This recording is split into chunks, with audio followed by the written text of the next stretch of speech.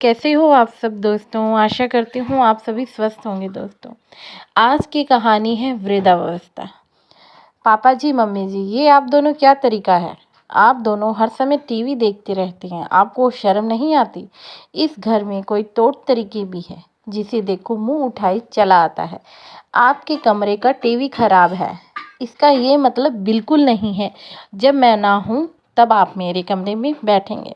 इस घर में कोई प्राइवेसी नहीं है। मैं आज ही चेतन से बात करती हूँ, हमें कहीं अलग घर ले लेना चाहिए। शर्मिला जैसे ही किटी पार्टी से घर लौटी और देखा उसके सास ससुर दोनों आराम से एसी चलाकर रामायण देख रहे हैं, तो शर्मिला का पारा तेज हो गया और गुस्से में आकर सास ससुर को अपमानित कर दिया। बहू के मुंह से ऐसे अपमानजनक शब्द सुनकर केवल जी और उनकी पत्नी सुशीला जी की आंखों में आंसू आ गए।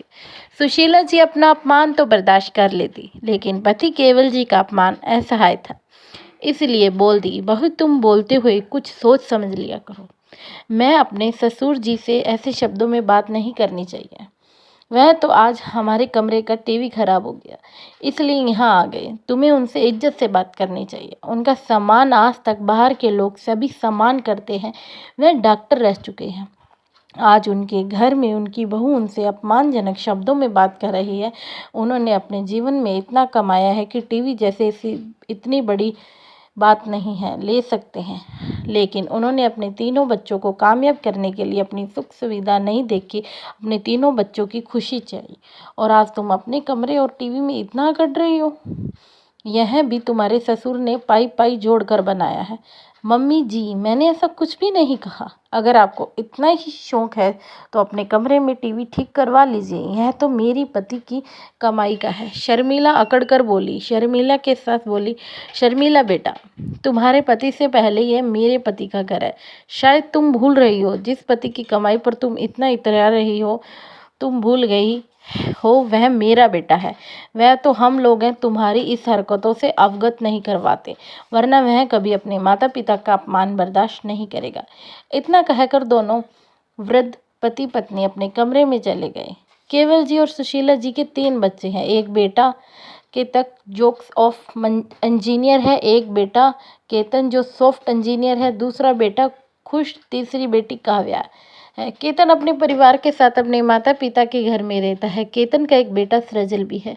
बेटी काव्या भी ससुराल चली गई है, वहाँ पर बहुत खुश है। माता पिता के पास हिसाब से आती जाती रहती है। सबसे छोटा बेटा खुश बाहर रहकर अभी पढ़ाई कर रहा है। केवल जी अपने शहर के माने जाने वाले हेमोपैथिक डॉक्टर है। उनकी मेडिकल सुपरवाइजर की सरकारी नौकरी भी है और अपना क्लिनिक भी खोल रखा है। अस्पताल के आने के बाद बैठते हैं। शहर में अच्छी खासी हैसियत बनाई है। अपने तीनों बच्चों की ज़िंदगी सुधारने में दोनों पति पत्नी ने इच्छाओं को भूलकर दिन रात एक कर दिया। आजकल उनकी तबीयत ठीक नहीं रहती, इसलिए घर में ही आराम करते हैं। केवल जी हमेशा अपनी पत्नी को कहते हैं, आज हम अपने बच्चों के लिए कर रहे हैं, बुढ़ापे में ये हमारे लिए करेंगे, तुम चिंता मत करो, बुढ़ापा बढ़िया गुजरेगा। उर्मिला जी हंसकर कहते हैं, यह तो वक्त ही बताएगा कौन कैसा है।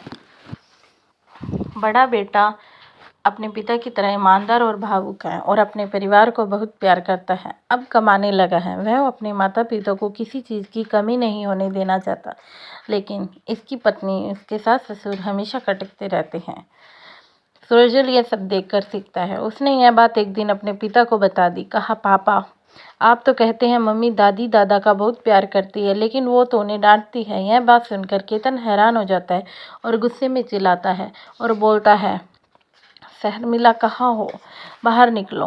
वो आती है। केतन कहता है, तुम मेरे माँ पापा के साथ ऐसा कैसे कर सकती हो, और शर्मिला पर हाथ उठा देता है। सास ससुर रोक देते हैं, कहते हैं, बेटा उसे माफ़ कर दो। केतन कहता है, देखो जिसका तुम बुरा कर रही हो वो तुम्हारे लिए सोच रहे हैं। कल को सुरजल की शादी हो गई, उसकी पत्नी भी ऐसे करेगी तो तुम पर क्या बीतेगी।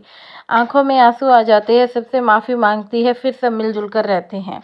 आज की शिक्षा, बुढ़ापे में हमेशा माँ बाप का साथ दो, क्योंकि बुढ़ापा सबका आता है। जैसा करेंगे वैसा भरेंगे। धन्यवाद।